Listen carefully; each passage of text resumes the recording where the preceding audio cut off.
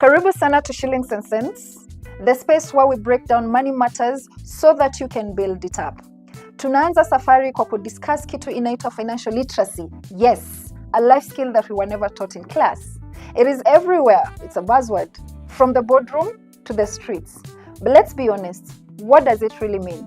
Kwa lugha rahisi, inamaanisha unaweza kuelewa pesa zako, kuzitumia na kuzilinda.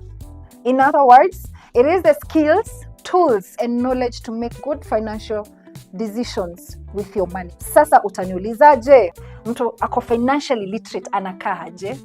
Nitakwambia hivi. Number 1, akona skills za kuavoid lifestyle inflation traps. What do I mean? I mean, anytime anapata pay increase ama deal imeivana, anatumia hizo pesa, that extra money amepata kuimprove financial status yake. Number 2, characteristic ya financially literate person ni ana replenish, yani anajaza tena that kitty ya emergencies ama savings after amezitumia. Anachukua kila time, anachukua pesa kutoka kwa kale kakiti in case of an emergency. For example, alikuwa ameweka kiti ya mtu akiwa mgonjwa na mtoto maybe ama baba amekuwa mgonjwa, amempeleka hospitali na ametumia zile pesa. They will take it as a debt to themselves that they must repay. Ya tatu ni ana invest intentionally. Anafanya research yake. Yeye si ule mtu anafollowing trends blindly. Anafanya research ku make sure ameelewa hii investment vehicle imetengenezwa na kina nani, inamuletea pesa kivipi, interest gani anapata, na pia kujua tu vitu vingine kama impact ya inflation na taxes on the returns zenye anapata kwa your investment. So they are continually looking for investment opportunities out there. Ya 4 ni ana plan ahead and they do not just react to the present. Okay? So they are very much aware that life, the mystery of life is that nobody, absolutely nobody knows what will happen the next second. And so they are ready to handle whatever the future brings upon them. Okay? Tuseme for example, the businessmen when you walikuwa affected na demos that took place on 25th June, mtu tu alifunga biashara yake jioni on 24th. CCTV imekuwa activated, alarm pale iko top notch, guard ako pale kwa mlango so that mwizi asikuje kuingia na kuiba pesa yake. But then what happened? On 25th wakaibua in broad daylight, assuming huyo mtu hakuwa amefikiria kuna kitu kama hicho kinge happen na hakuwa na hizi emergency kitties or maybe even an insurance to cater for something of the sort. That means yeye amelose a source of income, na pia kama alikuwa na wafanyikazi pia wamepoteza kazi. That causes a domino effect, a negative domino effect yenye ina affect kila mtu at the end of the day. So let's be honest here, tuongee vitu venye viko kwa ground. Hii skill ukikosa, pesa itakutawala badala ya wewe uitawale, and that will be a very miserable life to live. Now, my people, we cannot understand financial literacy without really understanding what it is really made of. And there are some key terms that lazima tujue zina maana gani. Najua I might sound like a broken record, lakini wacha tu nizitaje kwa ule mmoja wetu labda maana yake imempita. Ya kwanza ni budgeting. What is budgeting? Budgeting ni kuambia pesa zako zinaenda wapi badala ya kuuliza zilienda wapi. It gives you control and you're able to be carefree in some way. You're able to attend to your needs. Ya pili ni savings. Savings ni kuweka kile kidogo, just keeping a little bit of your income for tomorrow's sake because you do not know what tomorrow may bring. Ya tatu ni investment. Investing ni kutuma pesa yako yenye ulisave. You cannot invest without saving, my guys. So ni kutuma ile savings zako, part of it, not all of it, iende ikuzalie watoto wengine. Ni kama kuweka mbegu kwa mchanga ndio imee na ikuletee mbegu zingine na pia kupe chakula. Remember guys, if your money is not working, you are losing. What do I mean? As the conversation gets deeper and deeper, you're going to understand exactly what I mean. Ya 4 ni borrowing, the favorite in the room, I know.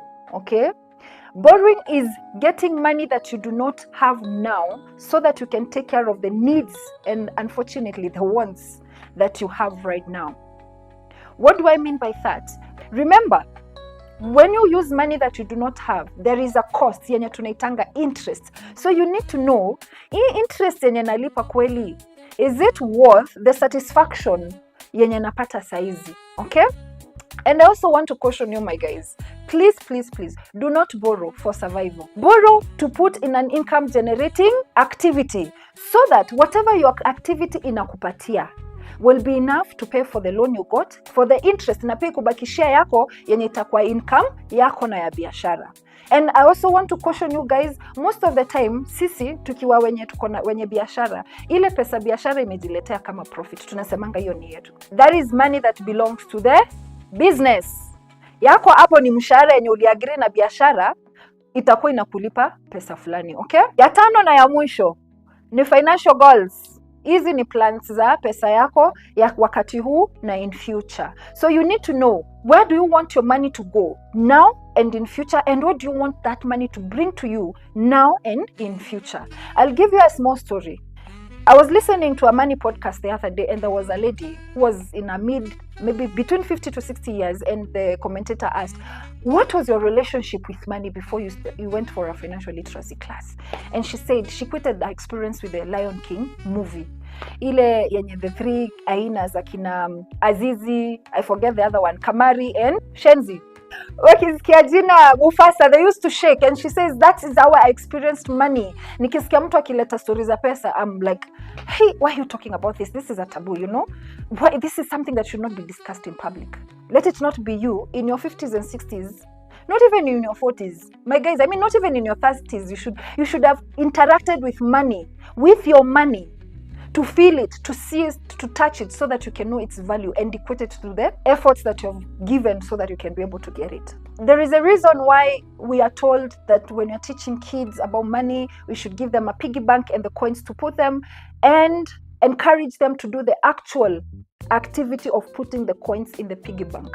There is something that it does to your brain, to the brain of the child, that develops responsibility and accountability when it comes to their money. The same thing with you. Some of us tunaonanga salary yetu as a bank balance. Nothing else. It belongs to the bank, not to us. I can give you a challenge today. Can you allow me to do that? This month, when you get paid, go over the counter and withdraw your money. Go home, lock your bedroom, spread it on your bed.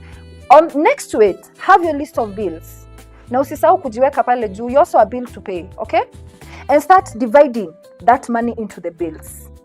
I'm telling you, something will change in your mind, and your interaction with your money will change, because you've given yourself an opportunity to smell, to see, to touch, and to put value to that money. Now, unajiuliza, sasa huyu mdemu anaongelelea nini? What is this sister talking about? What is the impact of financial literacy into my life? I'll tell you for free. When you're financially literate, you live a stress-free life, because you already gave every coin, every shilling work to do. So your needs, market needs, not wants, are taken care of. Kama unataka tuende mambo ya needs, we are going to talk about Maslow's hierarchy of needs. Then you will know what are needs and what are wants. Sindio? I remember back in the day, nilikuwa napigiwa simu na msichana naambiwa gas imeisha. Literally napataka panic attack, nasikia uchungu hapa kwa roho, you know? Because I didn't even have money ya kwenda kununua gas.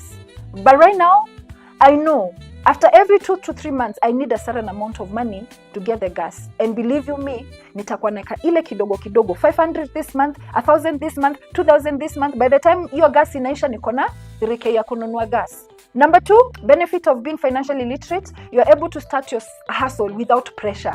Pressure yako wewe mwenyewe na pia pressure ya biashara. Yaani nikimaanisha pressure ya biashara, unajua sisi tunaekeleanga hustles pressure sana. Unataka ijilipie bills zake na unataka pia kulipia bills zako. Sasa nikuulize, mtoto akizaliwa leo, unaanza kumtuma niletee maji, yeah? So, why don't you build your hustle hata kama ni kuanzia kidogo kidogo, pole pole, and give it time to grow. When I started my business, I was employed, thanks God. And so it didn't have the pressure of paying my bills. And because I knew, and even when I left employment, there were some bills that I did not let my business pay. Because I was in tandem with the stages of the business. The third benefit is savings. You develop a habit of saving. Hata kama ni 50 bob a week, my guy, my sister, my mother, my father. Yeah? You need to know that you're walking a very personal journey. A journey that you know the achievements that you need to get to at the end of the day, okay? I usually call this journey a personal affair because I'm the only one who knows my dreams. I'm the only one who knows how I need to get there. I'm the only one who knows my income, okay? So do not run or do not be discouraged because you can only save 50 bob or 500 or 1,000 every month. You start where you are, okay? We save for 3 reasons. One of them is emergencies. Another one is to get money for investment, and another one is to make those big purchases, kama land, nyumba, or something, whichever other big capital intensive purchase that you'd want to achieve. Remember the rule of the game: no clout chasing. We don't want to be recognized in this journey, okay? Yeah, so work your journey.